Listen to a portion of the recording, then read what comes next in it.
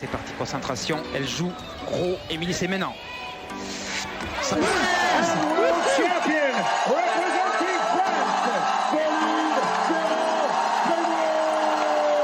Alors peut-être. La Britannique est en train de craquer.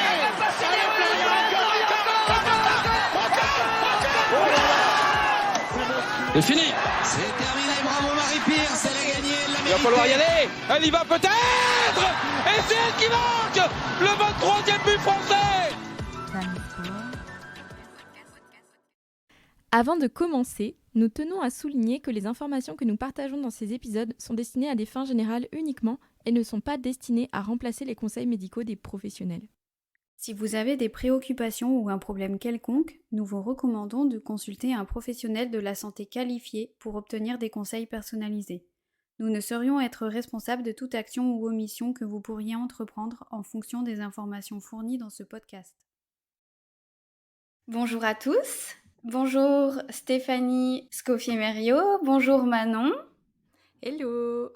Bonjour à tous. Aujourd'hui, on se retrouve pour un épisode qui est un petit peu spécial, donc avec Stéphanie Scoffier-Mériot, comme je viens de le dire.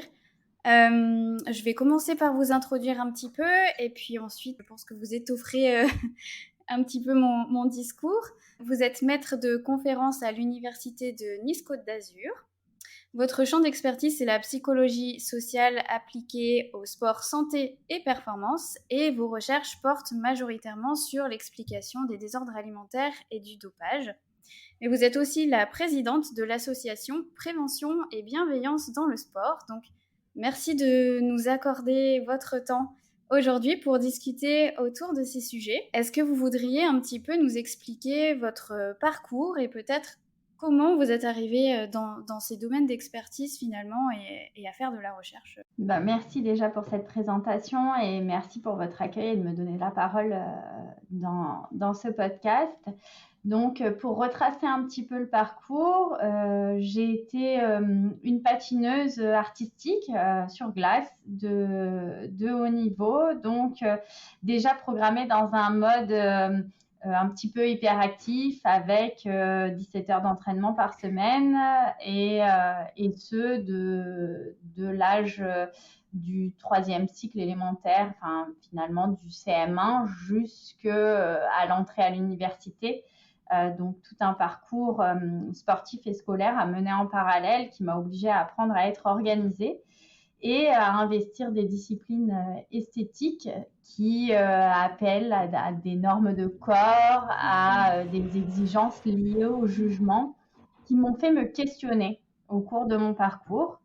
Et c'est ce qui m'a invitée à aller vers un cursus universitaire en STAPS, en sciences et techniques des activités physiques et sportives, pour pouvoir répondre à l'ensemble des questions que je me posais dans ma pratique. Pratique que j'ai vécue en tant que patineuse et que progressivement j'ai pu vivre en tant qu'entraîneur pour pouvoir encadrer des jeunes filles et des jeunes garçons dans ces disciplines où la préoccupation esthétique, les normes de corps, comme je le disais tout à l'heure, liées au jugement étaient particulières. Mais pour ça, j'avais besoin d'outils, de comprendre pour que on puisse aller vers un sport exigeant, un sport artistique, un sport jugé, mais un sport en santé. Et donc, j'ai fait un cursus TAPS qui m'a emmenée jusqu'au doctorat. J'ai travaillé sur une approche psychosociale des désordres alimentaires en sport. Et j'ai eu des premiers outils et ça m'a donné le goût de continuer mes activités de recherche. Et en parallèle d'être passée par un poste de conseillère technique nationale au sein de la Fédération française des sports de glace, j'ai ensuite évolué vers un poste de maître de conférence au sein de l'Université Côte d'Azur, ce qui me permet à la fois de mener des recherches sur le fond, des dérives qui s'opèrent dans le sport, comprendre les mécanismes explicatifs qui peuvent nous éclairer sur le pourquoi de la mise en place de ces dérives, comme peuvent être les désordres alimentaires, comme peut être le dopage, comme peuvent être les violences, et pouvoir apporter des pistes de solutions pour prévenir. Et ma casquette de présidente d'association me permet d'avoir un champ ouvert pour partager, vulgariser, appliquer intervenir sur le terrain sportif pour préserver la santé des sportifs en construction et former les éducateurs sportifs, mais également les dirigeants. Ok.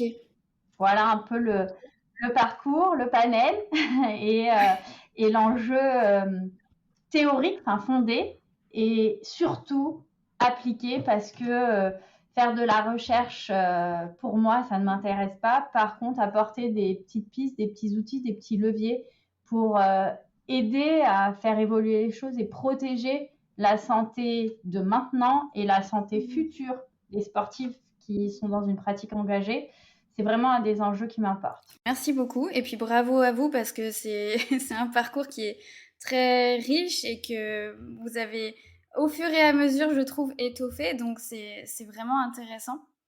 Je pense qu'on reviendra un tout petit peu plus tard sur les rôles et voilà, les enjeux majeurs, particulièrement de l'association dont vous êtes la présidente. Mais je vais revenir du coup un petit peu sur votre parcours et les questionnements qui vous ont amené finalement à vous engager dans la recherche, le fait de vouloir améliorer la santé des sportifs et des sportives au plus jeune âge. Et ce que vous avez questionné du coup, quelles sont les normes de corps et les jugements auxquels vous avez pu être confrontés dans votre plus jeune âge qui vous ont particulièrement marqué et interrogé?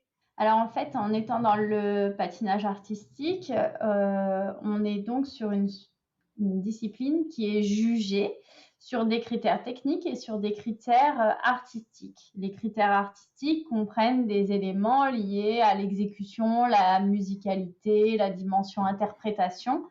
Et ce qui, bien que ce soit de plus en plus réglementé, demeure assez subjective. Et comme c'est associé à des tenues de pratique qui sont très proches du corps, si ce n'est pas dénudées, qui vont être transparentes parce que les jupettes restent courtes, les collants restent de couleur chair, et donc qui ne pardonnent pas grand-chose au niveau des formes de corps. Et donc dans ce contexte-là, moi j'ai été amenée à pratiquer assez sereinement parce que j'avais pas de problème de corps. J'ai eu une fois une tenue où mon entraîneur a pu me dire « Ah non, mais dans cette tenue-là, tu as l'air d'un tonneau ». C'est vrai que ça m'avait marqué de recevoir cette réflexion-là. Et l'entraîneur ne s'est pas rendu compte que ce n'était pas adapté. Et je devais avoir 8 ans et ça me reste encore marqué dans la tête. Mais derrière, je n'ai pas eu de soucis parce que je pense que j'avais un environnement qui était propice pour m'aider à me préparer à la pratique sportive et à la performance, qui m'a protégée d'aller vers des dérives. En parallèle de ça, j'avais des partenaires d'entraînement et dont certaines ont pu basculer progressivement vers le développement de désordres alimentaires et vers des stratégies de compensation. Donc, à chaque fois qu'il y avait une prise de repas, la personne disparaissait dans les toilettes. Et c'est là où ça nous met la puce à l'oreille quand on voit la personne mincir et qu'on se rend compte qu'il n'y a jamais de limite. Et bien, je me suis dit, mais là, on est dans un environnement où nous, on voit, au départ, ça lui a rendu service pour la performance, mais rapidement, ça l'a amené à de nombreuses blessures. On le voit, on ne fait rien. Moi, copine, partenaire d'entraînement, je n'avais pas d'armes pour faire quoi que ce soit. Mais sauf que j'avais le sentiment que l'environnement sportif, le staff, les dirigeants, n'avaient pas les armes pour faire quelque chose. Et donc, c'est resté un échec, entre guillemets, de se dire, mais comment on peut laisser une enfant se dégrader comme ça? Et c'est pas possible, il faut qu'on ait des outils. Est-ce que ça existe? À ce moment-là, je savais pas, et c'est pour ça que j'ai fait STAPS, pour comprendre, pour appréhender et pour essayer de contribuer, parce que finalement, des outils dans la formation des entraîneurs, il n'y en avait pas beaucoup. C'est récent que ça fasse partie du ruban pédagogique des formations des entraîneurs. Et donc, du coup, on se rend compte qu'il y a encore du chemin à faire sur ce sujet parce que tout le monde dit que, ah oui, c'est que ça peut arriver. Tout le monde dit, oui, les troubles du comportement alimentaire, l'anorexie, la boulimie, je sais ce que c'est. Mais le jour où on est en face de ça, eh bien, on ne sait pas quoi faire. Et donc, c'est vrai qu'il faut qu'on travaille en amont pour que les gens aient des outils, aient un réseau pour pouvoir accompagner les personnes qui peuvent commencer à développer des dérives alimentaires. Voilà un peu le vécu. Donc, j'ai eu un petit ange au-dessus de la tête, je suis passée au travers, mais des éléments qui marquent. Et puis, voilà, dans l'environnement, une expérience vicariante, finalement, qui m'a fait cheminer, moi, par cette frustration de ne rien pouvoir faire pour cette copine. Je trouve ça remarquable. Enfin, je me permets, Barbara. Déjà, je voulais souligner qu'être conseillère technique d'une discipline, c'est loin d'être évident aussi. Donc, pareil, un énorme respect pour votre parcours. Et d'avoir cette double casquette, c'est tellement intéressant de par votre parcours aussi. Vous savez, justement, par cette expérience que vous venez de nous relater, à quel point c'est nécessaire que sur le terrain, il y a des personnes informées.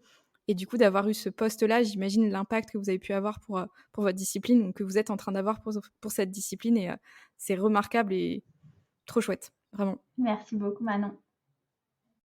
Je réitère évidemment les félicitations. Ouais.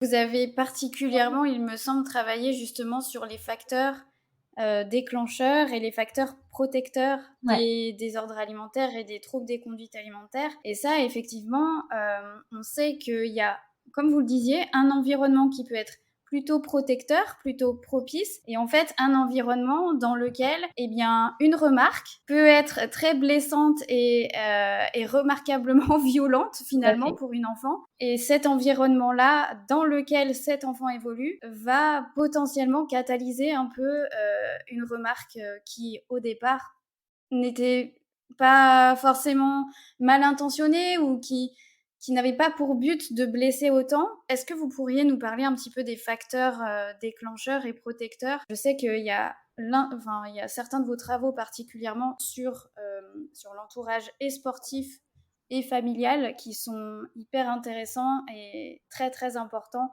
je pense, de souligner et de partager au grand public. Complètement. Donc, dans les travaux, en fait, je suis repartie du principe, d'après la littérature scientifique, on se rend compte que l'étiologie des désordres alimentaires, c'est-à-dire les raisons explicatives de l'émergence des désordres alimentaires, elle est multifactorielle. Et donc, moi, j'ai emprunté le modèle socio-écologique de Bronfenbrenner, qui met en évidence qu'il y a des influences sur les comportements de santé et donc sur les dérives de la santé qui sont d'ordre individuel, qui sont d'ordre relationnel, d'ordre communautaire et d'ordre sociétal. Et donc, du coup, moi, j'ai plus particulièrement travaillé au niveau individuel et relationnel, ce qui m'a permis de mobiliser différents cadres théoriques, différents modèles théoriques pour tenter de mettre en évidence comment telles et telles variables représentaient des mécanismes explicatifs de l'émergence ou de la limitation du développement des désordres alimentaires. Donc, en premier lieu, par rapport à ce que tu me proposais, Barbara, sur les influences sociales, moi, j'ai mobilisé un modèle d'influence tripartite de l'émergence des désordres alimentaires en contexte de vie quotidienne. Je l'ai appliqué en contexte sportif. Et j'ai pu mettre en évidence que l'influence de la qualité de la relation avec l'entraîneur et l'influence de la qualité de la relation avec l'ami en sport étaient positivement reliées à l'émergence des désordres alimentaires par le biais du sentiment de compétence en sport. C'est-à-dire, plus je m'entends avec mon entraîneur, plus je me sens compétent et plus je développe des désordres alimentaires. Et ça, on l'a mis en évidence dans les sports esthétiques. Et on a également mis en évidence dans une autre étude que plus je développe des désordres alimentaires, plus je m'entends avec mon entraîneur, plus je me sens compétent.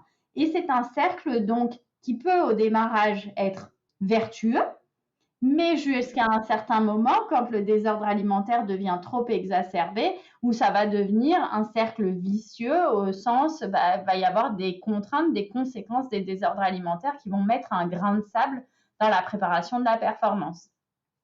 De l'autre côté, on a mis en évidence sur les 200 sportives pratiquant des disciplines esthétiques que sont la gymnastique, la natte artistique, le patinage évidemment, on a mis en évidence que la qualité de la relation avec les parents et l'acceptation sociale des pairs, c'est-à-dire le fait d'être populaire dans son groupe, eh bien, étaient des facteurs protecteurs du développement des désordres alimentaires. C'est-à-dire, cela nous met donc sur la voie, si on revient aux théories de l'attachement, on se rend compte que si on a une bonne relation avec son environnement familial, eh bien, c'est plutôt protecteur. Évidemment, on a quelques exemples en tête où on peut se dire qu'il y a des exceptions parce qu'un parent qui va être trop engagé, qui va vivre au travers de son enfant sa pratique sportive, va peut-être le pousser dans certaines dérives à un certain moment donné. Mais sur une cohorte de 200 sportifs, ce qui ressort, c'est qu'à partir du moment où il y a une bonne entente avec les parents, c'est un facteur protecteur. De l'autre côté, la dimension de popularité, cela nous met sur la voie du fait que l'isolement social est un facteur de risque. À savoir, quand on a un enfant qui n'a pas de relation sociale, qui a besoin de toujours se retrouver seul, c'est vraiment caractérisé comme un facteur de risque à contrario de la création d'un réseau, d'un environnement qui va potentiellement protéger du développement des désordres alimentaires. Donc ça, c'est vraiment le premier élément sur lequel on a travaillé au niveau des influences sociales. Après, évidemment, dans les travaux qu'on a pu mener en collaboration toujours, on a pu voir que certaines stratégies motivationnelles étaient plus protectrices que d'autres. Certains profils de personnalité étaient plus enclins à développer des désordres alimentaires que d'autres. Ou encore, on a pu voir que la raison que l'on attribue aux choses, c'est-à-dire le locus de contrôle lié au comportement alimentaire, était lui aussi, selon la forme que l'on choisit, que l'on emprunte, était plus ou moins à risque de nous mener au désordre alimentaire. Donc, on se rend compte qu'il y a aussi bien notre environnement, mais aussi bien notre façon de fonctionner, de vivre nos émotions, d'être motivé, de s'accomplir, qui vont potentiellement nous caractériser comme un sujet plus ou moins vulnérable au développement des désordres alimentaires. Et ça, c'est vraiment l'enjeu des futurs travaux de recherche que j'aimerais mener, à savoir, aujourd'hui, j'ai eu des éclairages par des modèles théoriques qui mettent en évidence l'influence sociale agit comme ça. La motivation agit comme ça, les émotions agissent comme ça, la personnalité agit comme ça. Et j'aimerais petit à petit arriver à un modèle holistique qui me permette de cartographier l'ensemble des mécanismes explicatifs. Et on pourrait ainsi mettre en évidence, voilà, tel sportif fonctionne de cette manière-là, tel profil psychologique, telles émotions, telle motivation, telles influences sociales. Sportif cartographié comme vulnérable ou sportif cartographié comme moins vulnérable. Et on voudrait essayer de tendre vers ce type d'outils pour aider à la e-santé finalement, j'ai envie de dire, c'est-à-dire à de l'information de qualité partagée et puis à de l'aide au diagnostic pour les professionnels de santé. Et même pour les coachs, les entraîneurs, j'imagine que vous avez en ligne de mire tout un aspect très pratique en se disant « Super, je trouve ça, mais qu'est-ce qu'on en fait ?» Du coup, je me permets de savoir si vous avez déjà pu faire un aller-retour au niveau de la pratique avec peut-être une masterclass dans la fédération avec les entraîneurs. Vous parliez du ruban pédagogique, très belle expression d'ailleurs. Est-ce que vous avez pu faire remonter des infos ? Alors, ce que j'ai pu faire, c'est à plusieurs niveaux. J'avais participé à la construction du ruban pédagogique, des diplômes professionnels qui permettent de mener au métier d'entraîneur dans le milieu des sports de glace. Et donc, j'interviens tous les 2 ans en fonction du rythme de la formation dans le module qui est sur les dérives dans le sport, finalement, et où on va des désordres alimentaires au dopage, aux violences, et où j'aborde cela avec les stagiaires. J'ai eu le plaisir aussi d'intervenir dans des formations, plutôt des formations continue, quand il va y avoir les séminaires de cadres techniques ou les séminaires des entraîneurs, j'ai pu mener des interventions à ce niveau-là où on travaille plus en atelier, en réflexion sur caractériser ce que sont les dérives qui s'opèrent dans le sport, essayer de comprendre quels sont les éléments déclencheurs à partir du terrain. Et moi, j'amène l'aspect théorique pour pouvoir aller ensuite sur de la prévention. Et enfin, là, je sais qu'au niveau de la Fédération française des sports de glace, ils sont dans la démarche de demander à tous les clubs sportifs qui souhaitent recevoir une subvention du PSF liée au plan sportif français, eh bien, il faut qu'ils puissent répondre à la condition d'avoir été formés sur les problématiques de violence, d'honorabilité, etc. Et donc, l'association PBS propose ces formations et j'ai ce soir un webinaire avec des dirigeants de la Ligue Auvergne-Rhône-Alpes pour vraiment les sensibiliser à cela. Donc, en fonction du public, on est sur quelque chose qui est plus de l'ordre de la sensibilisation, l'information. Et quand je suis en lien avec des entraîneurs qui sont au plus près des sportifs, je suis dans l'outil d'aide à la prise de décision. Donc, en fonction, j'adapte. Je suis sur un continuum, mais disons que voilà, j'ai plusieurs niveaux d'intervention qui ont pu se faire, qui peuvent se faire encore aujourd'hui pour essayer d'apporter une petite pierre à cet édifice. Et j'ai eu le plaisir aussi de faire ce type d'action auprès de la fédération et plus particulièrement du comité régional de ski. Pareil sur le comité PACA. J'ai pu le faire aussi avec la Ligue de triathlon, mais aussi avec la gymnastique. Donc, du coup, j'ai été amenée à travailler avec plusieurs disciplines sportives pour partager un peu ces éléments et essayer en tout cas de, comme je dis souvent, semer des graines à plein d'endroits pour espérer que le moment où les gens rencontreront une problématique, ils auront une petite ressource qu'ils pourront aller mobiliser, ou en tout cas, ils pourront se tourner vers nous, vers l'association notamment, ou vers la chercheuse pour faire quelque chose, mais ils auront au moins une base de ressources. Trop bien.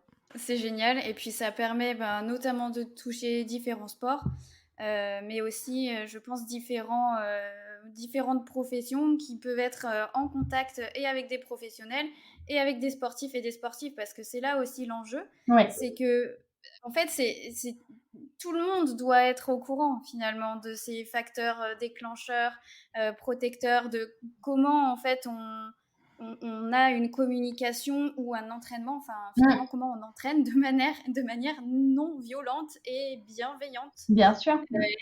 Ouais, et ça je pense que c'est des compétences finalement qui s'apprennent, qui se travaillent, et comme dans la relation thérapeute-patient où là c'est entraîneur avec son élève. J'aime pas trop dire son élève parce que ça fait un peu relation verticale justement. Pratiquant.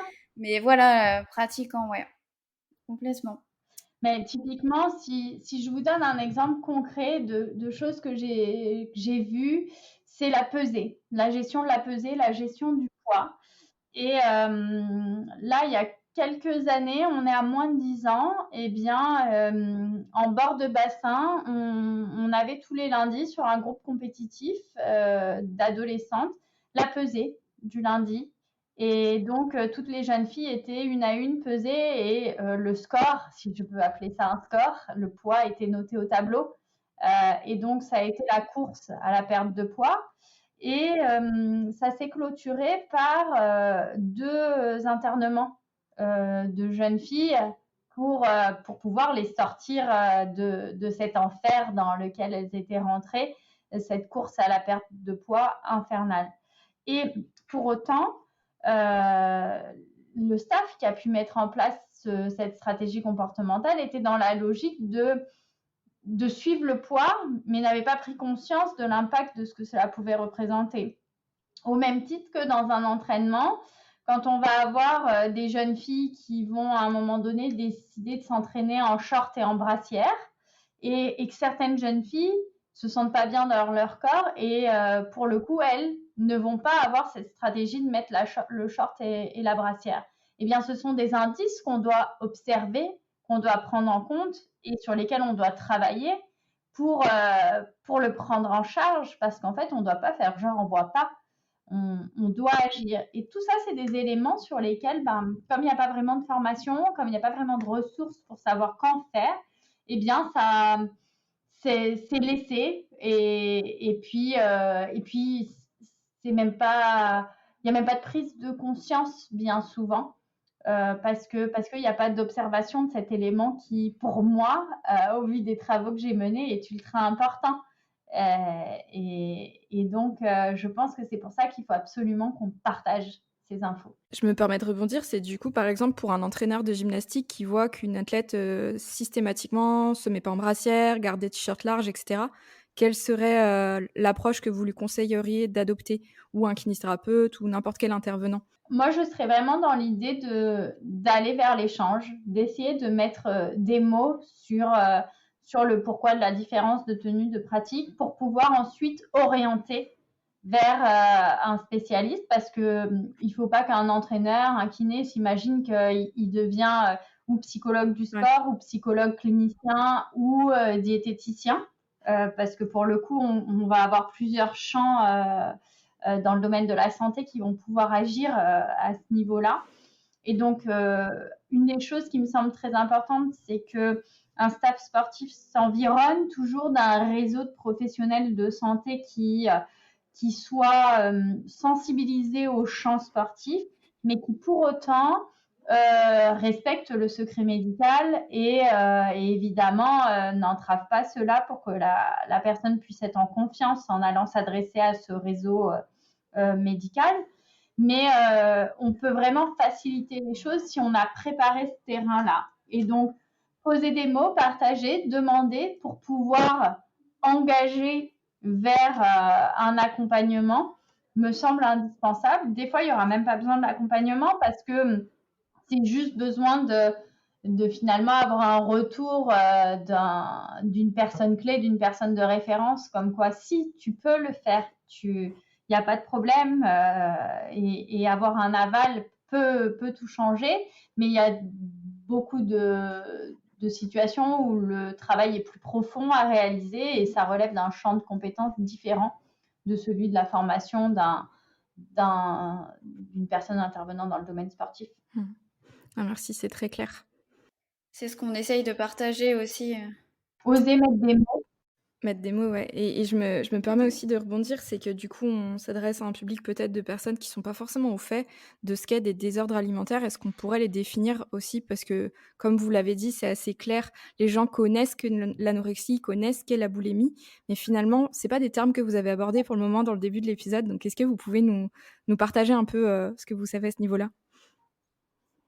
Alors en fait, moi, sur les désordres alimentaires que je considère dans mes travaux, eh bien, je fais le choix d'emprunter la posture relative aux attitudes et comportements alimentaires dysfonctionnels qui est proposée par le groupe de recherche du Loricor au Canada.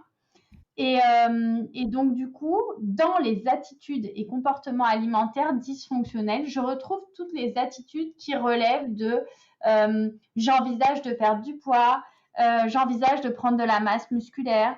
Et puis, dans les comportements, eh bien, je fais le choix de ne pas manger, je prends des coups de faim, je choisis une alimentation où d'un coup, je deviens intolérant au gluten sans avoir un diagnostic médical à ce sujet, où je deviens, j'adopte des stratégies alimentaires qui m'amènent progressivement vers l'orthorexie, c'est-à-dire de toujours manger parfaitement en termes de qualité et de quantité, en ne m'autorisant pas un seul excès et en ne m'autorisant pas une logique de régulation dans le temps du comportement, mais en étant vraiment obsessif.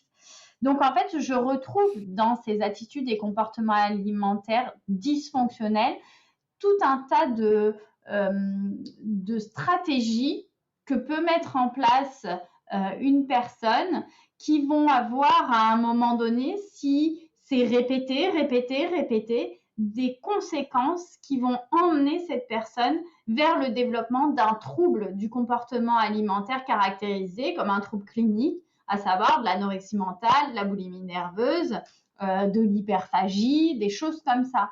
Mais en fait, nous, on est sur tout ce qui se passe avant. Les étapes de faire un choix de faire un régime de manière régulière et le fait d'être obsédé par la forme dans la glace, le fait de ne pas pouvoir s'habiller d'une certaine façon parce que vraiment là on observe une dysmorphie, une dysmorphophobie et donc on se voit énorme dans un miroir alors qu'objectivement si on prenait une mesure on n'est pas du tout énorme. Eh bien c'est tous ces éléments-là sur lesquels je travaille et c'est sur ces désordres alimentaires au sens large que je cherche à travailler. Parce que finalement, quand on travaille sur le trouble clinique, on est déjà ultra avancé et comme je vous l'ai dit tout à l'heure, on va être sur des logiques psychiatriques, d'internement, etc. Et nous, on est bien avant ça dans le domaine sportif. Et qu'il y ait une prise en compte de l'hygiène de vie, c'est une chose. Qu'il y ait une régulation alimentaire, c'est une chose également. Que l'alimentation fasse partie de la préparation à la performance et que ça soit travaillé, réfléchi, c'est également un élément qui fait sens. Mais à partir du moment où ça a un impact sur l'estime de soi de l'individu, sur les affects ou les émotions de l'individu, c'est l'élément qui motive sa pratique sportive, eh bien, on est sur le début d'un comportement dysfonctionnel. Et à ce moment-là, on sait que le cercle vicieux pourrait se mettre en place et amener le sujet à une mise en péril de sa santé physique, psychologique ou sociale. Et donc, ça, c'est vraiment notre enjeu de préserver ces trois aspects-là dans la santé du sportif. Ok, merci C'est vrai beaucoup. Quand on aborde les troubles des conduites alimentaires, on pense aux classifications, anorexie, boulimie, hyperphagie. Mais en fait, à côté de ça, on a un continuum de symptômes qui sont tellement variables, déjà aussi d'une personne à l'autre et d'une période de la vie à l'autre aussi, qui font que c'est hyper compliqué d'expliquer aux gens que à partir du moment où il y a une souffrance, où il y a, comme vous le dites, des comportements qui deviennent dysfonctionnels, c'est à ce moment-là, en fait, justement, qu'il faut demander de l'aide, qu'il faut en parler à quelqu'un de confiance. Et je pense qu'en ça, un entraîneur avec lequel on passe beaucoup de temps, une entraîneuse, en tout cas une personne référente dans le milieu du sport, que ce soit la personne qui planifie l'entraînement ou qui est là, ou un camarade ou une camarade, c'est hyper important d'avoir ces petits repères. Et comme vous le disiez tout à l'heure, la personne qui mange son repas et qui disparaît toujours aux toilettes, la personne qui perd graduellement du poids sans que personne ne lui dise rien. Ça peut être tout un tas de choses comme ça, mais je pense que c'est hyper important de sensibiliser tout le monde justement à ces symptômes, ces signes qu'on peut observer, qu'on pense anodins, mais en fait qui peuvent être hyper nuisibles sur le long terme, dans différentes sphères de la santé. Le laboratoire Lorécor, qui travaille vraiment sur des aspects scientifiques et des aspects appliqués liés aux problématiques de prise en charge de ces attitudes et comportements alimentaires dysfonctionnels, considère dans le continuum du côté fonctionnel de l'alimentation, il considère le mangeur intuitif. À cette période-là, j'ai plus envie de manger quelque chose de salé, peut-être parce que mon corps a un manque de certains nutriments et il les appelle et je l'écoute au même titre que ma satiété arrive plus vite certains jours que d'autres jours. Et donc, ce mangeur intuitif est un mangeur fonctionnel. Alors que le mangeur calculateur qu'on évoquait tout à l'heure, celui qui fait des choix parce que pomme verte, salade verte va être caractéristique d'une alimentation santé dans les caricatures extrêmes qu'on peut voir, eh bien, on n'est pas sur un côté intuitif, écoute du corps, attention à ce qu'appelle le corps, parce que finalement, si on reste en écoute, on peut être en autorégulation correcte, que ce soit sur la quantité, mais aussi sur la qualité. Parce que normalement, on a construit un corps qui est en capacité de raisonner à ses besoins et de nous faire part de ses besoins, mais il faut qu'on soit en écoute. Et donc, du coup, ça, c'est vraiment un indice qui me semble intéressant de se dire, à partir du moment où on s'écarte de cette alimentation intuitive, mais qu'on va sur des stratégies, on est sur le début de la construction d'une attitude et d'un comportement alimentaire dysfonctionnel. Et bien que j'entende tout à fait la stratégie de donner un coup de pouce à la régulation pour tendre vers le corps que l'on a envie d'avoir par rapport aux normes de la société, etc., il faut garder cette nature intuitive qui dit « mais que me dit mon corps ?» Mon corps me dit qu'il est fatigué, mon corps me dit qu'il a faim. Si je prive mon corps quand il me dit qu'il a faim, il se vengera, derrière il stockera. Donc finalement, de toute façon, la claque, je vais la prendre. Mais sauf que quand on est dans la situation de chercher la régulation, de chercher l'optimisation, on prend des raccourcis sans tenir compte des conséquences que cela aura. Et c'est comme ça qu'on a tous les régimes yo-yo, etc. Et donc vraiment, moi, si j'ai un conseil à donner, c'est garder cette logique de continuum, de l'attitude et du comportement alimentaire qui reste fonctionnel et qui est basé sur l'intuition, à savoir si je fais un choix à un moment donné de réguler différemment, de diversifier l'apport alimentaire, de faire des changements dans mon apport alimentaire, je reste en écoute de mon corps et de ce qu'il me dit, que ce soit sur son état de forme, sur mon état émotionnel, sur la sensation de satiété. Et si je garde cette pleine conscience de mon état ici, maintenant, sans jugement que mon corps me dit t'as faim alors que j'ai l'impression que j'ai mangé beaucoup, mais finalement, quelle était la qualité de l'apport nutritionnel à ce moment-là? Avoir cette logique d'intuition qui est subjective, individuelle, et fonction de la construction de l'individu, notamment construction du goût pendant l'enfance, construction de l'écoute de soi pendant l'enfance, c'est sûr qu'on est vers quelque chose de plus adaptatif. Mais c'est vraiment une des pistes qui me semble intéressante de partager et qui sera peut-être à creuser pour un futur podcast avec les collègues du Loricor. Je pense qu'on a peut-être la même question, Barbara. En fait, je tire la plupart de mes compétences nutritionnelles via mes échanges avec Barbara, mes lectures que Barbara me conseille. Et du coup, j'avais cru comprendre que l'hormone de la satiété pouvait être impactée dans certaines conditions. Et du coup, je trouve votre approche à propos de l'alimentation intuitive formidable, très belle et très respectueuse du corps. Et ça donne envie d'essayer de tendre vers ça, vraiment, pour un sport santé. Mais c'est un peu challengeant, du coup, dans le cadre où ce signal de satiété, ce signal de faim sont perturbés. Du coup, est-ce que vous pouvez peut-être m'expliquer, vous deux, que ce soit Barbara peut-être pour compléter ma question déjà, et Stéphanie un peu comment faire face à ça quand ça arrive? Je pense que tu vas vraiment avoir ces sécrétions leptine, gréline, les deux hormones qui t'amènent à ressentir la faim ou justement à arriver à satiété, qui vont pouvoir être perturbées si l'ensemble du mécanisme de fonctionnement du corps est perturbé. Donc j'ai envie de te dire, pouvoir rentrer dans une alimentation intuitive à partir du moment où on est déjà sur un déficit énergétique relatif, c'est plus compliqué d'y rentrer. Et donc, tu vas pas avoir les échos adaptatifs de ton corps. C'est comme si tu essayais de mettre en place une démarche de pleine conscience, de mindfulness, face à ton corps, sur un corps qui ne fonctionne pas bien.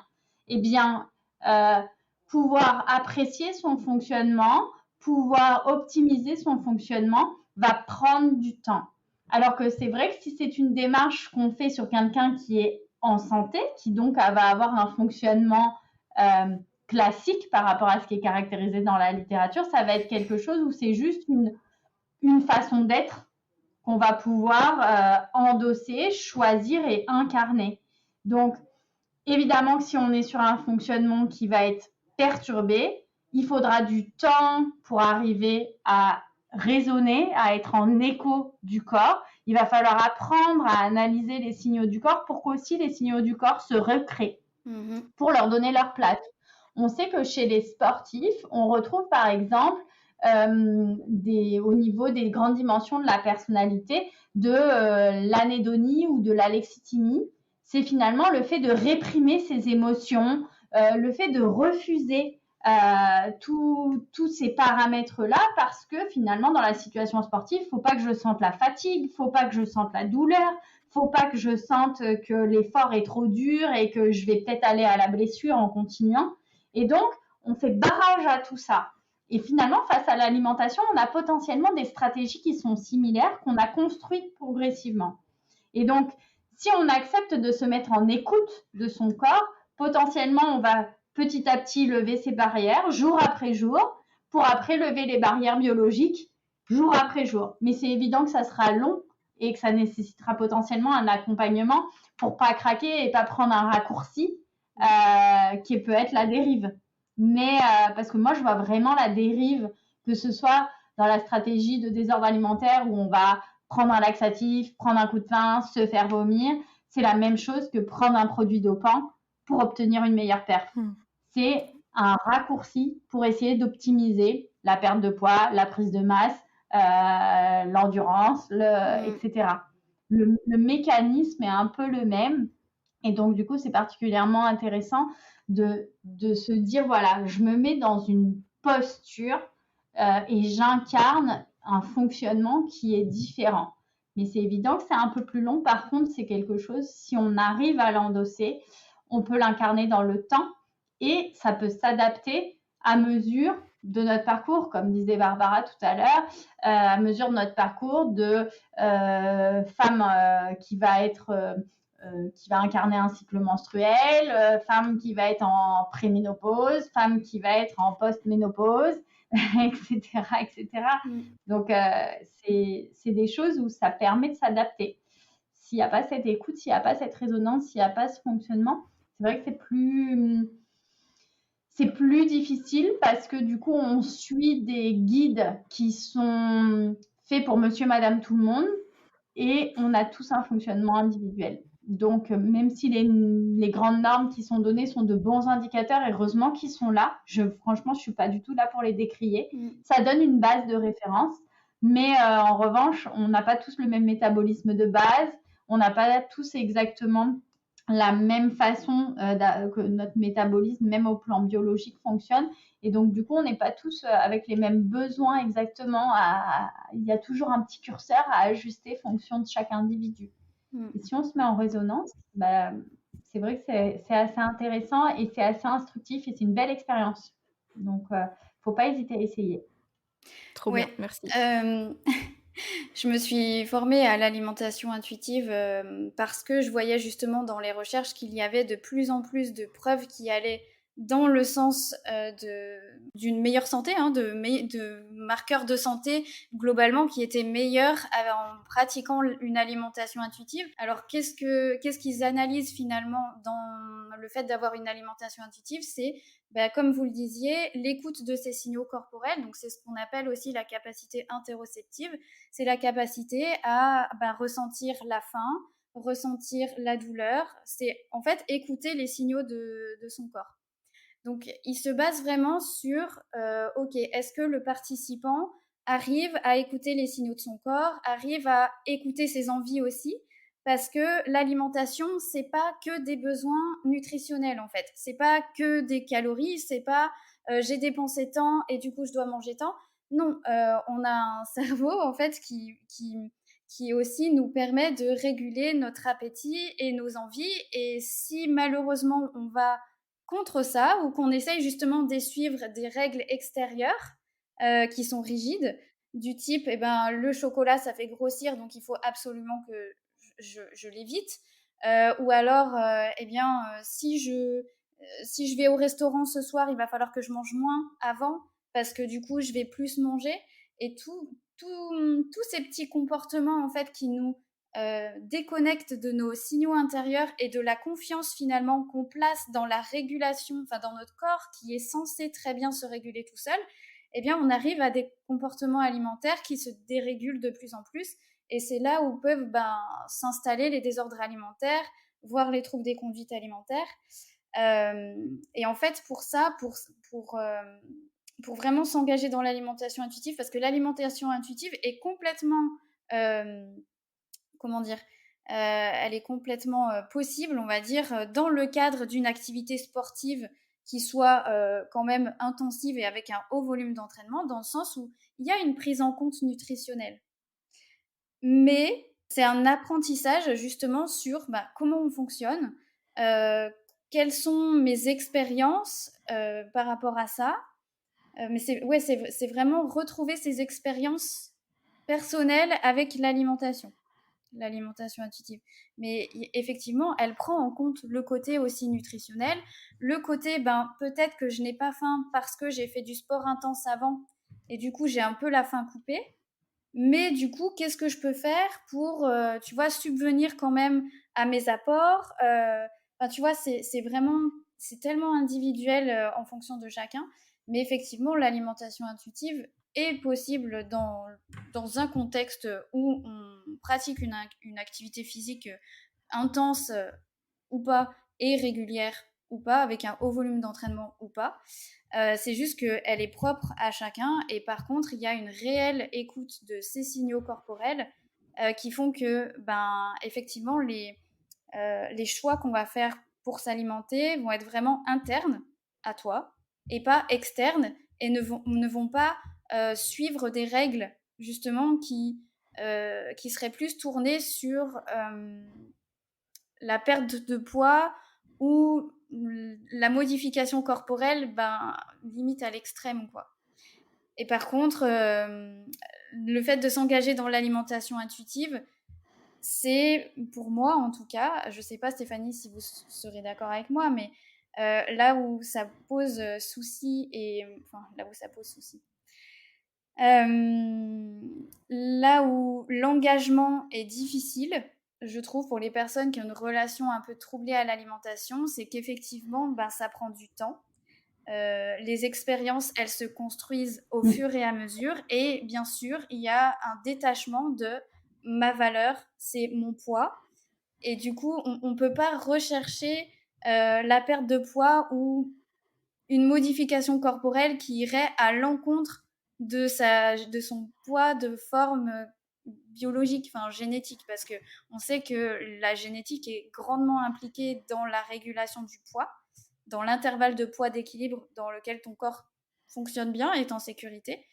Et malheureusement, la plupart des femmes, pour elles, leur poids d'équilibre, on va dire, ne correspond pas forcément à celui qu'elles voudraient avoir.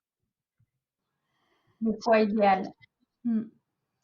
Ça, c'est un point où justement tu peux le travailler vraiment au niveau psychologique, à travailler sur le poids idéal, le poids que tu fuis, et avoir une perception du poids optimal au plan biologique par rapport à la recherche de performance. Et c'est vrai qu'à un moment donné, poser tous ces éléments, poser également éventuellement ces silhouettes, et c'est ce qu'on est en train de développer dans un projet de recherche pour les sportifs, d'aller vers une utilisation de la réalité virtuelle pour apprécier et vivre une expérience immersive dans des corps en 3 dimensions, que ce soit à la première ou à la troisième personne, pour vivre dans un corps d'une personne qui fait potentiellement 10 kilos de plus, 10 kilos de moins, sans que ce soit caractérisé en nombre de kilos, mais en termes de silhouette qui va être plus enrobée ou plus décharnée.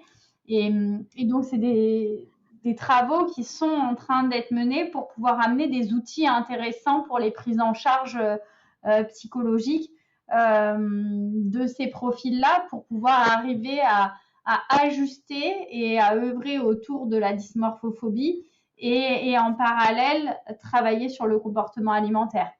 C'est vraiment, et c'est là où c'est compliqué par rapport à la formation des professionnels qui prennent en charge les personnes qui sont caractérisées par des attitudes, des comportements alimentaires dysfonctionnels. Eh bien, si on n'est que sur un profil diététicien ou que sur un profil psychologue, finalement, chacun, ça ne suffit pas. Et c'est intéressant d'aller dans cette approche collective et du coup d'avoir des ressources qui viennent s'imbriquer les unes dans les autres et contribuer à la santé derrière. En tout cas, ça sera plus efficace, je pense, mais je suppose que les professionnels qui sont compétents visent cette approche collective et ne cherchent pas à encadrer tout seul les personnes qui rencontrent des difficultés. Je pense que c'est bien tout l'enjeu de l'association et ça nous fait un super lien pour que vous nous présentiez votre association peut-être. Mais c'est super tout ce que vous nous avez partagé autour de Carrément, l'alimentation intuitive qui, je pense, est un concept peu connu quand même du grand public. En tout cas, moi, c'était pas un domaine qui m'était familier avant de partager avec vous. complètement. En tout cas, c'est pas vraiment arrivé en France. Au Canada, c'est ultra développé. Mais en France, c'est pas encore arrivé sur Ouais. les grandes modes. On va espérer que ça sera la prochaine. Après les diverses stratégies qu'il y a eu, on va essayer que ce soit ça la suivante. Et l'association, elle s'appelle Prévention et Bienveillance dans le sport. Et c'est une structure que j'ai souhaité faire émerger en collaboration avec d'anciennes étudiantes du STAPS pour qu'on puisse justement avoir une entité morale qui puisse nous représenter, qui puisse recevoir des subventions du ministère en charge des sports pour ses actions sur les dérives dans le sport et que finalement l'ensemble des travaux de recherche qu'on peut mener dans le cadre de master, de doctorat ou d'études postdoctorales, qu'on puisse les vulgariser et les partager sur le terrain grâce à cette association. Parce que, évidemment, il faut qu'il y ait du soutien financier, du support. Il faut qu'il y ait une personne morale pour pouvoir œuvrer à ce niveau-là. Mon enjeu sur le partage qu'on fait sur les réseaux sociaux avec des publications bi-hebdomadaires pour partager des idées, des infos, des réflexions, des nouvelles autour de tout ce qui est dans le champ de la prévention et la bienveillance dans le sport et les dérives qui peuvent s'opérer dans le sport. Eh bien, notre enjeu est de toucher le grand public, pas au travers du travail d'une personne, mais au travers des travaux d'une équipe et puis aussi du relais des travaux de tout ce qui se mène autour de nous. Et donc, c'est vraiment un support pour partager, former, informer, prévenir et aussi être le relais des institutions qui légifèrent sur le sujet. Donc, c'est pour ça qu'il fallait une personne morale et c'est pour ça qu'on a fait le choix de structurer l'association. Et j'ai le plaisir aussi, dans le cadre de cette association, chaque année, de prendre en stage des étudiants de niveau master pour faire avancer les choses sur cette thématique-là, proposer des programmes d'intervention. Donc, c'est toujours ultra stimulant, enrichissant et de faire ce travail-là. Et comme la communauté s'agrandit petit à petit sur les réseaux, eh bien, je suis toujours ravie de me dire peut-être que ça aura aidé une personne ou donné l'idée et qu'un jour ça aidera. Donc, c'est ça l'enjeu, sans aucune prétention, parce que c'est pas juste avec une info qu'on change la vie de quelqu'un, mais en tout cas, on sème des graines. Je vais devenir jardinier. Et ce fameux jardin, comment on peut faire appel à votre association? Est-ce que, par exemple, un CREPS, n'importe lequel, un club peut vous solliciter pour des interventions? Là, comme ça, si jamais il y a des auditeurs qui nous écoutent, si quelqu'un voudrait bénéficier de vos connaissances, qu'est-ce qu'il doit faire? Il suffit qu'ils nous rejoignent sur les réseaux sociaux, soit sur Instagram, soit sur Facebook. Ils tapent prévention et bienveillance dans le sport. Ils nous retrouvent, ils nous envoient un petit message par ce biais-là. Et comme ça, on pourra relayer. Les actions que je peux mener, ça va de la préparation mentale pour optimiser la performance, pour gérer la perf en santé, à de l'information sur les violences dans le sport et une médiation entre dirigeants sportifs, parents, entraîneurs. Enfin, les actions sont multiples, donc l'enjeu c'est de discuter. Et puis quand j'ai pas de ressources dans l'asso pour faire une prestation qu'on peut me demander, je me débrouille toujours de faire fonctionner le réseau pour vous adresser aux bonnes personnes. Parce que je pense que c'est notre job, c'est mon job dans mon travail universitaire, de partager, de donner des solutions. Je ne suis pas superwoman, donc je ne sais pas tout faire. Mais par contre, je sais trouver les ressources pour orienter. Donc, quand je sais faire, je le fais. Mais quand je ne sais pas faire, j'oriente en tout cas. Ok, super. Bon, vous savez quoi suivre et de toute façon, on mettra les liens dans la description de l'épisode, comme ça, vous pourrez retrouver toutes ces ressources. Moi, j'avais une question, si vous êtes encline à discuter de ça avec nous, parce que c'est vrai que sur Femmes et Sport, on discute pas mal de femmes. Et je pense que c'est un sujet qui vous tient à cœur aussi avec justement prévention et bienveillance dans le sport. Ce sont les violences sexuelles chez les femmes dans le milieu du sport. Est-ce que vous pourriez nous parler un petit peu de vos travaux à ce sujet et peut-être du double côté du sport, on va dire, du double sens du sport, un sport qui va être plutôt aidant dans l'estime de soi, peut-être dans la reconstruction après une violence, après l'agression, ou un sport qui va plutôt être plus toxique et qui va justement être générateur de violence. Complètement. Alors en fait, là j'ai lancé 2 gros projets de recherche qui m'amènent à ces 2 questions, à savoir que le sport peut être un lieu de violence et aujourd'hui, en France, on le sait empiriquement. Il y a des rapports ministériels qui ont été faits, donc de la littérature grise qui existe. Toutefois, il n'y a pas d'étude de la prévalence des violences dans le sport en France. Ça existe en Suisse, en Belgique, au Canada. Mais nous, en France, on n'a pas ce qu'il faut. Et la problématique vient du fait qu'on n'a pas nécessairement les outils pour caractériser le taux de prévalence. Donc là, on a entamé une démarche qui, au plan méthodologique, nécessite d'abord d'investir qualitativement, donc au travers d'entretiens autodirigés, pour bien définir le concept de violence liée au sport.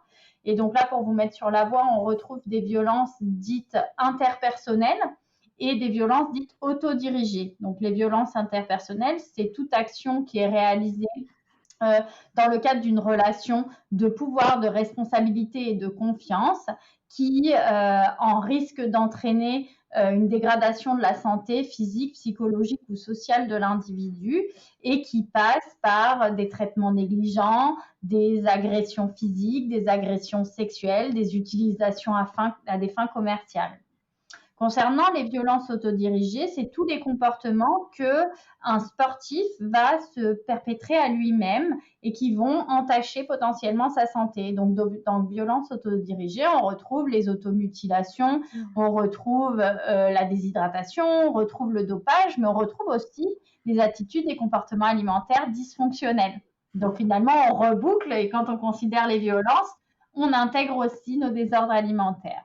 Et donc, ces stratégies de violence, notre enjeu est de les caractériser pour pouvoir développer un outil de mesure validé scientifiquement qui nous permette de les quantifier et ensuite d'établir un état des lieux de la prévalence en France. J'espère qu'on va arriver à faire ça dans les 4 ans qui viennent pour pouvoir, une fois qu'on a un état des lieux plus objectif et scientifique, et bien derrière, on pourra vraiment questionner le ministère en charge des sports sur les actions mises en place au-delà de l'information qui est partagée, mais quels sont les process de changement de comportement en s'appuyant sur des modèles théoriques de changement du comportement pour amener à un sport qui limite la mobilisation et la mise en place de violences.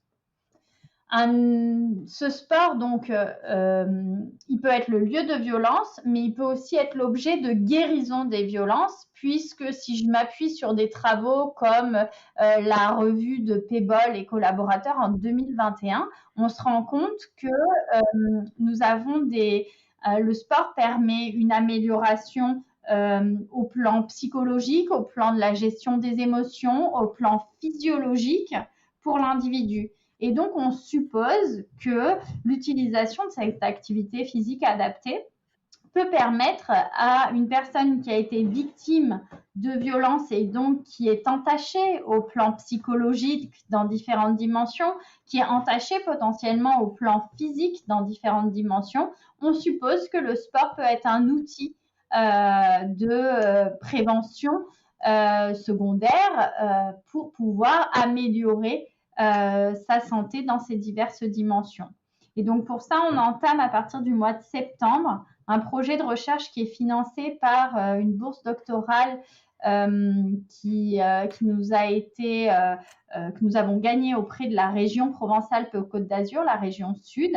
Et donc c'est Camille Favola qui va entrer en doctorat suite à un master 2 activité physique adaptée santé et qui va mener un programme doctoral sur la promotion de l'activité physique et sportive chez les victimes de violences, notamment victimes de violences sexuelles, mais même au-delà, les victimes de violences globales.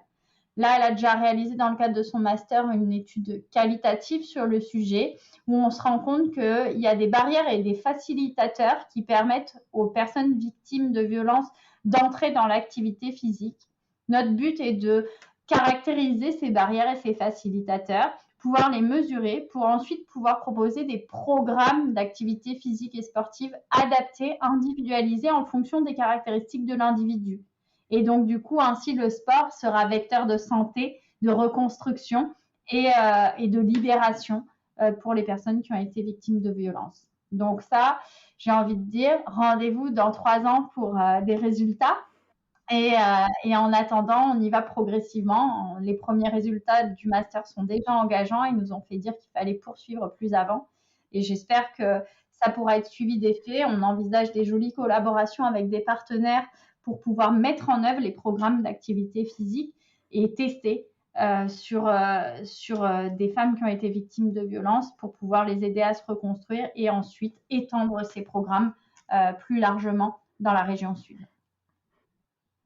C'est un très beau projet aussi, vraiment. Je pense que ouais, donc c'est intéressant qu'on le présente sur le podcast. Suivez ça, comme ça on en saura plus dans quelques temps.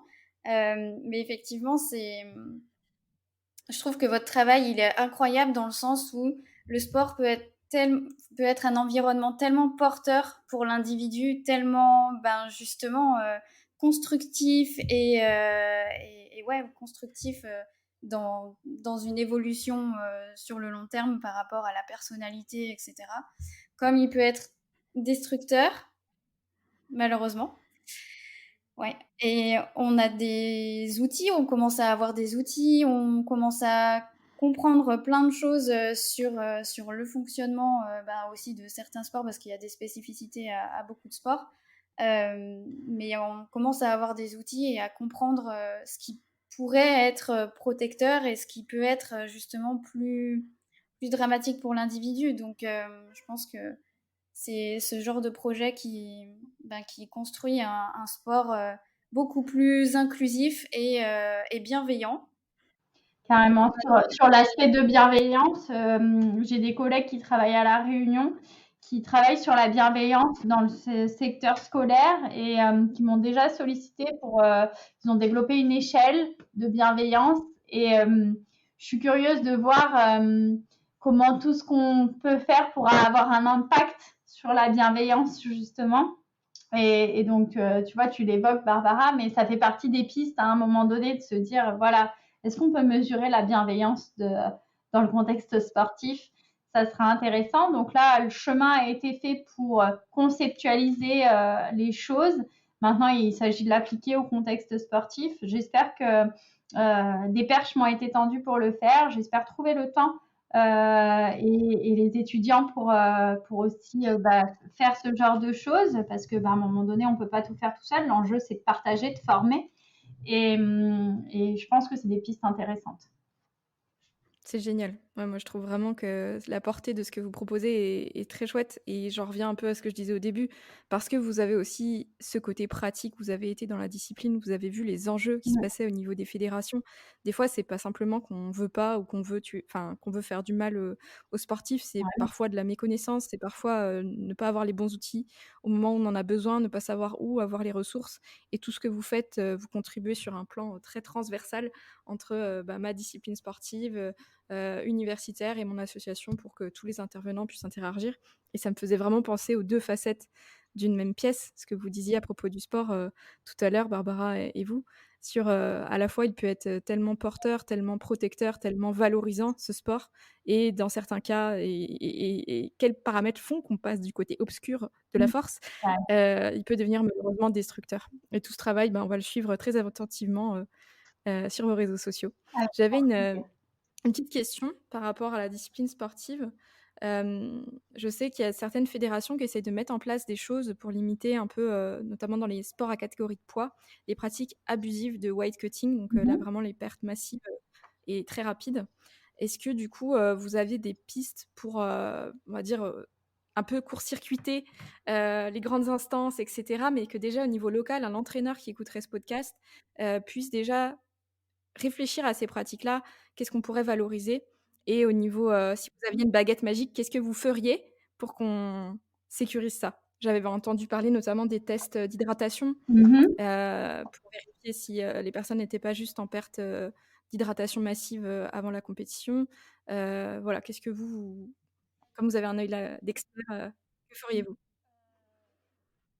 Par rapport à ce que j'ai vu et l'expérience que j'ai pu avoir, quand j'étais en région parisienne en tant que cadre technique de la Fédé des sports de glace, j'étais un peu souvent sur l'INSEP et j'avais pu voir qu'en sport à catégorie de poids, eh bien, en fonction des opportunités compétitives, on pouvait demander des pertes de poids jusqu'à 10 kilos à des sportifs pour qu'elles puissent matcher dans une catégorie parce que à cette époque-là, à l'INSEP, on avait 3 judokates qui étaient de très bon niveau, qui auraient dû matcher dans la même catégorie de poids. Et finalement, la meilleure a matché dans sa catégorie de poids.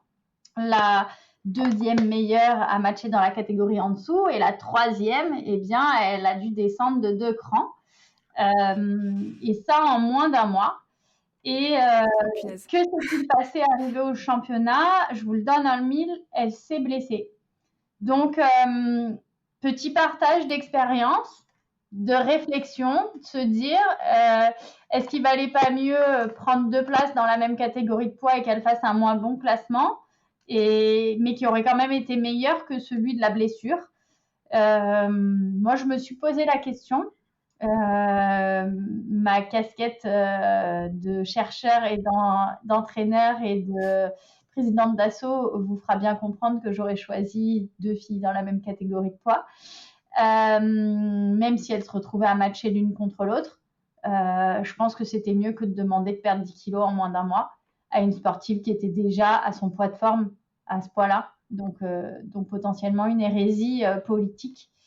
Donc j'ai tendance à dire que oui, des éléments liés à l'hydratation peuvent être intéressants pour tester, pour éviter d'aller jusqu'à faire n'importe quoi.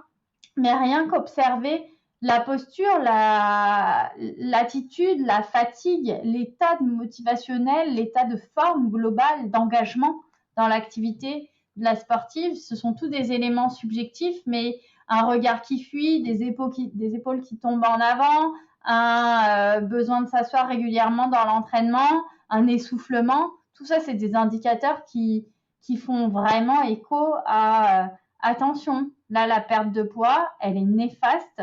Certes, ça permettra de concourir, mais ça ne permettra pas de performer.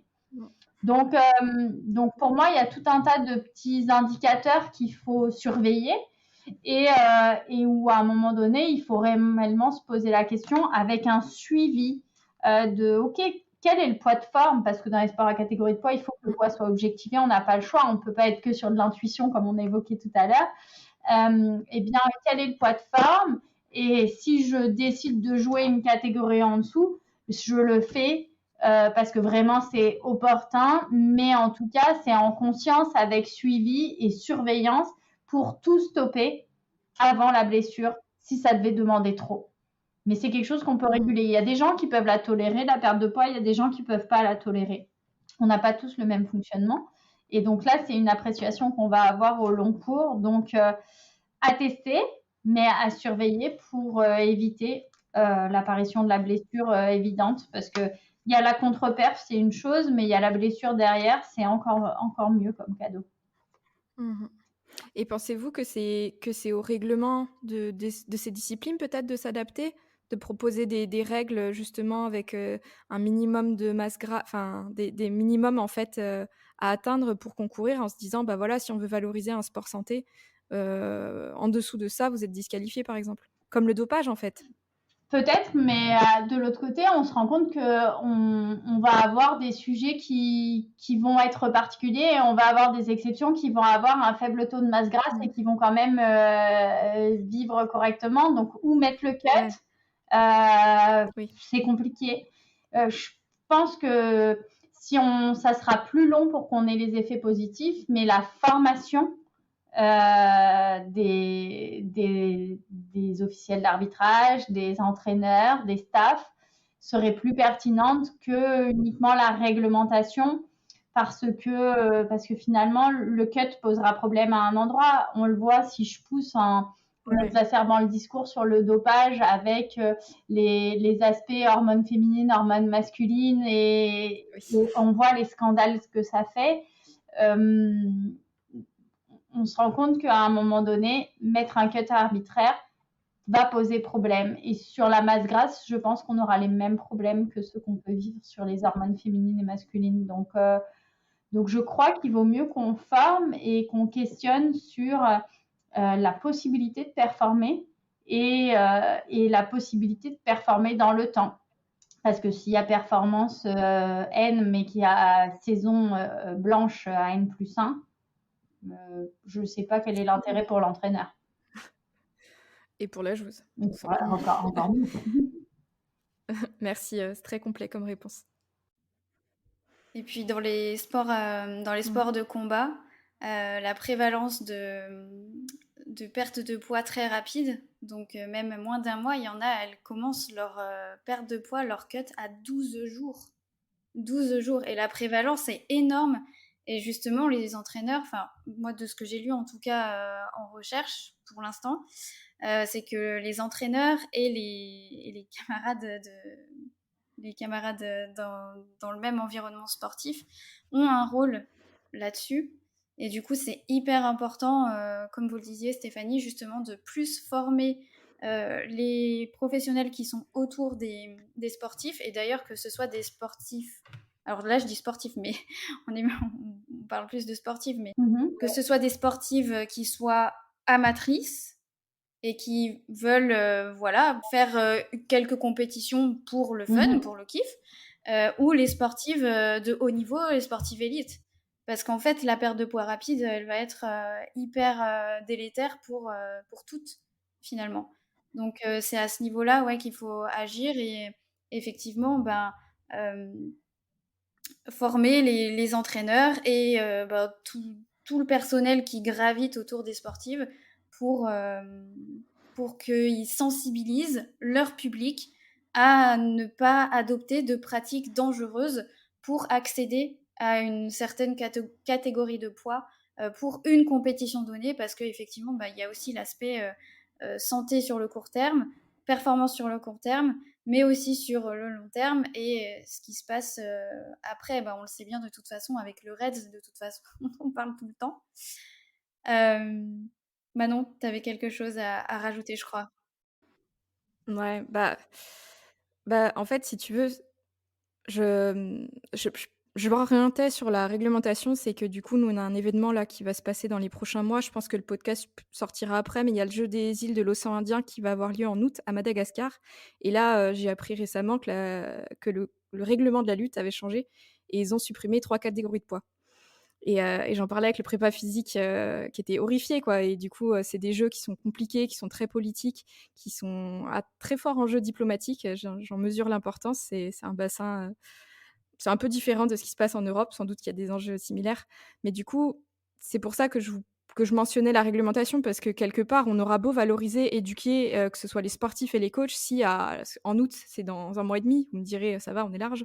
Du coup, par rapport à ce qu'on a évoqué en termes de délai, c'est pas 12 jours, c'est pas 1 mois, on est à 1 mois et demi. C'est quand même pas confortable pour un compétiteur de cutter sa catégorie de poids massivement, parce qu'à Madagascar, ils avaient pas assez d'athlètes, pour concourir. Donc pour moi, je me permettais d'aborder ce point, Stéphanie, sur la réglementation parce qu'en fait, on aura beau être très bien intentionné, je pense, en formant, en faisant des choses, si d'un côté la réglementation joue pas le jeu, c'est encore des athlètes qui vont en pâtir en faisant des cut-off massifs, avant la compétition, quoi, malheureusement. Mmh. Mais j'ai pas la solution, Ouais. je suis comme vous, je pense pas que le pourcentage de masse maigre, est le meilleur indicateur. C'était mon sujet de mémoire de master 2. En fait, on a analysé plusieurs méthodes d'analyse de la composition corporelle et en fait, il y avait une variation énorme Ah oui. entre les différentes méthodes et en fait, bah oui, on vous dit 5 de masse grasse, mais à quoi? Au Skinfolds, en BIA, en Ah. DEXA et en fait, juste le choix de la méthode vous fera gagner 5 à 10 de masse grasse. Donc en fait, je suis pas sûre que la masse grasse est l'indicateur le plus intéressant, Mmh. mais est-ce que imaginez des catégories de poids ou avec je sais pas, un passeport de la perte de poids à l'année en se disant, bah voilà, vous avez une perte tolérée entre 5 kilos maximum à l'année avec un espèce de passeport qui atteste qu'on reste dans vous savez, un intervalle de Oui. confiance. Je sais pas, c'est des pistes, mais ça me paraît vraiment important Ouais, de. c'est sûr, mais ça peut être des pistes à tester, à explorer, mais ce qu'il y a, c'est que le poids déclaré au Bah oui, départ, c'est ça. comment il est pris, sur quelle balance il est fait, c'est toujours les difficultés qu'on Mm. va avoir, mais en tout cas, c'est des pistes à ne pas négliger et je pense que ça peut être vraiment des états généraux qui soient menés par le ministère des Sports et des différentes disciplines parce que tu vois, ça concerne la lutte, le judo, La boxe, le taekwondo, il y en a plein, des disciplines l'aviron, l'aviron, la ouais. boxe, tu en as vraiment Mm. beaucoup et donc pourrait vraiment y avoir une question autour de ça qui soit posée d'engagement et ton idée du passeport est une idée intéressante. Maintenant, il faut arriver à trouver le Bien sûr. moyen qu'il n'y ait pas de détournement C'est le nerf de la du guerre, poids ouais, de c'est départ, ça. quoi. C'est le nerf de la guerre, on est bien d'accord. Mais Mais en tout cas, que les réglementations et les fédés, en tout cas, puissent être impliqués dans ces choix-là et c'est pour ça qu'on doit encore, valoriser ce que vous êtes en train de faire. Je pense qu'on est en train d'essayer de créer un monde meilleur dans le sport et toutes les initiatives qui vont déjà, informer à propos du poids vont peut-être contribuer à faire naître, des textes, des réglementations qui sont certes challengeantes avec, beaucoup de difficultés dans la mesure, mais qui sont nécessaires. Ça, j'en suis persuadée et je pense que les filles vous me rejoignez mmh, là-dessus au vu de ce qu'on vient de dire depuis 1 heure. Oui, carrément. oui, oui, c'est sûr, mais même d'un point de vue organisation, tu vois, Oui. d'un point de vue organisation, la pesée ne devrait pas se faire en public, par Mmh mh. exemple, enfin, en public restreint, mais quand même en public. Le poids ne devrait pas être annoncé à voix haute devant d'autres personnes. Enfin, tu vois, il y a plein de choses aussi. Déjà, rien que ces petits détails, je pense que ça ferait une grosse différence sur la vie de certaines sportives et sur des facteurs déclencheurs finalement qu'on a déjà évoqué plus tôt. Est-ce que c'est OK pour vous notre question un peu phare du podcast? Oui. Ouais.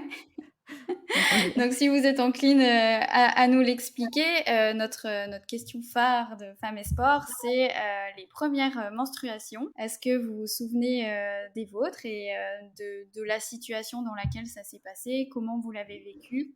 Alors, quand on a préparé le podcast, c'est vrai que vous m'avez demandé de réfléchir là-dessus et ça m'a demandé réflexion parce que l'info que j'ai, c'est que c'était autour de mes 14 ans, donc plutôt tardif. Et le deuxième élément que j'ai, c'est que du coup, après 2 mois de règles qui sont apparues normalement sans souci et sans créer de psychotraumatisme, parce que du coup, ça n'est pas un événement dont je me souviens comme un événement dingue dans ma vie. Voilà, enfin, c'est resté quelque chose de voilà qui est passé dans ma construction comme le reste, quoi. Et par contre, ce qu'il y a juste et que je tiens à signaler, c'est comme j'étais dans un sport esthétique avec des tenues de pratique réduites, on va dire, et bien très rapidement, j'ai une maman qui m'a emmenée chez le gynécologue pour pouvoir être sous régulation et donc sous pilule, pour pouvoir savoir quand arrivaient les périodes de règles, etc., pour donner du confort associé à la pratique sportive. Donc, ça a été une démarche de réfléchir la menstruation dans le cadre de la performance en la régulant de manière hormonale. Et donc ça, c'est vite apparu dans ma vie. Et donc, du coup, je n'ai pas souvenir une seule fois d'une situation sportive où les menstruations aient été quelque chose qui m'ait créé des contraintes ou posé des problèmes. Il n'y a pas de trauma à ce niveau-là. Il y a eu l'idée que les hormones arrivaient à une phase de vie, je ne les supportais plus. Et donc, questionnement là-dessus, pourquoi, comment. Et donc, des adaptations, des régulations et des choix pour cheminer dans la vie avec ces menstruations. Mais en tout cas, sur les premières menstruations, une étape dans l'avancée vers la vie de femme une étape parmi tant d'autres. C'est fou parce que ça contraste tellement avec la remarque qu'on a pu vous faire que vous nous disiez à 8 ans, on m'a dit ça. Je peux me permettre de faire le parallèle, mais c'est... Et c'est là où je me dis que c'est pas un traumatisme, parce que sinon, en fait, j'aurais un souvenir. Mais j'ai essayé. Du coup, comme on l'avait évoqué, je me suis dit, mais quand, est-ce que c'était en été, en printemps? Aucune idée. Et parce que je me dis que voilà, c'est passé. C'était pas traumatisant, comme vous dites, simplement. Voilà. Je pense qu'il y a des choses, et puis je pense que dans mon environnement familial, on n'a pas dû en faire des caisses parce que c'était arrivé. Alors que je me souviens très bien d'une patineuse qui, à l'âge de 10 ans, avait été réglée. On était en compétition dans un restaurant de chaîne, et je pense que tout le restaurant était au courant que la patineuse avait eu ses règles. Voilà, Laura. Ouais. Donc, c'est des choses drôles où ça, je m'en souviens. Mais c'est vrai que du coup, elle avait 1 an de plus que moi. Donc, derrière, moi, j'avais eu 3 ans pour me préparer psychologiquement à l'arrivée des règles. Donc, finalement, quand ça arrivait, c'est passé, mais tranquillement. Et après, peut-être que si ça avait été moi la première, je ne sais pas, dans l'équipe. Mais je n'étais pas dans les premières. Donc, c'était juste rentrer dans la normale, quoi. Ok. Bon. Pour ceux qui nous écoutent, évitez de rameuter tout un restaurant pour une jeune fille. C'est pas hyper cool. Merci de ce partage d'intimité. Et moi, j'aurais aimé savoir si vous aviez des recommandations pour peut-être des futurs étudiants qui nous écoutent, des étudiants en première année de STAPS. Est-ce qu'il y a des lectures, des auteurs? Vous avez parlé de l'Orécor, l'équipe de recherche. Est-ce que vous avez des ouvrages peut-être un peu plus vulgarisés au grand public à ce niveau-là, si on voudrait s'intéresser à cette problématique? Écoutez, en fait, toutes les lectures vulgarisées, moi, je suis dans la démarche de les partager sur les réseaux sociaux de l'association Prévention et Bienveillance dans le sport. Dès qu'il y a des articles vulgarisés, on fait en sorte d'être le relais sur la thématique. Donc, faire des choix et en citer 2 ou 3 là comme ça, je ne saurais pas par où commencer, parce que je pense que le choix de la lecture de départ dépend de la sensibilité de la personne.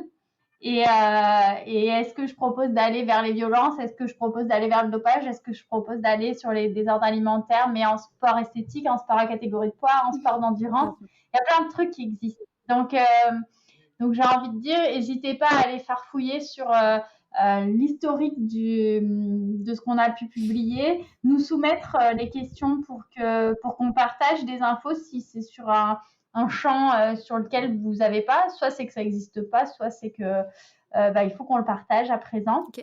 Et après, j'invite surtout tous les étudiants, futurs étudiants, tous les sportifs à observer leur environnement, observer leurs pratiques, observer leur fonctionnement et pas hésiter à mettre en évidence les problématiques qu'ils rencontrent, les noter dans un coin.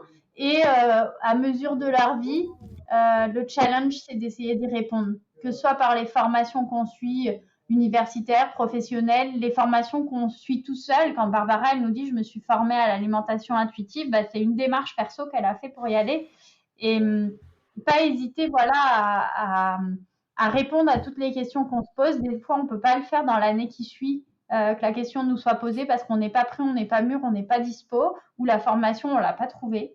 Mais moi, je suis vraiment dans cette démarche de ce podcast m'a appris des choses.